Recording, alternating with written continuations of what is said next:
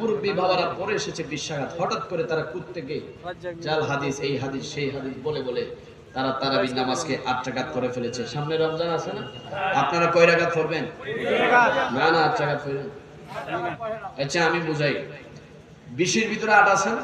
জি 20 এর ভিতরে 8 আছে, 8 এর ভিতরে 20 আছে না, 8 এর মধ্যে 20 আছে কিন্তু 20 এর মধ্যে 8 আছে। আপনি যদি 20 রাকাত পড়েন 8 রাকাত 16 রাকাত 12 রাকাত আদায় হয়ে যাচ্ছে।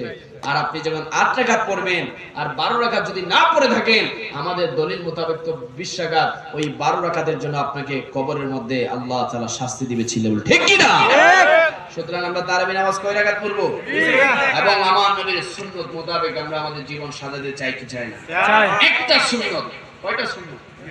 একটা সুন্নাত আপনি চিন্তা করুন। অনেকে চুল কাটে সিনেমার স্টাইলে, হ্যাঁ এদিকে একটা দেই এদিকে একটা দেই, মনে হয় এদিকে শতাব্দী ট্রেন গেছে, মালদার ট্রেনের লাইন গেছে। আসলে এরকম যুবক আছে, ওই যে যুবক বুঝে না সে, এরকম অনেক যুবক আছে। এটা কার জন্য কাটে ভাই? তোমাকে কষ্ট দেওয়ার জন্য বলছি। আমরা কার? আমার নবীকে এভাবে চুল কেটেছে না।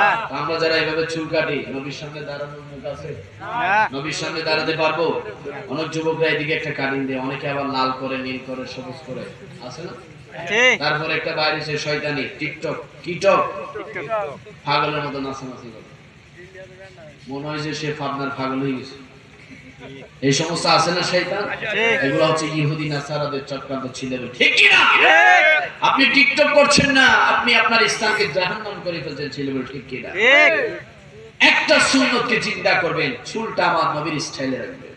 আমার নবী 3 বার চুল ওইভাবে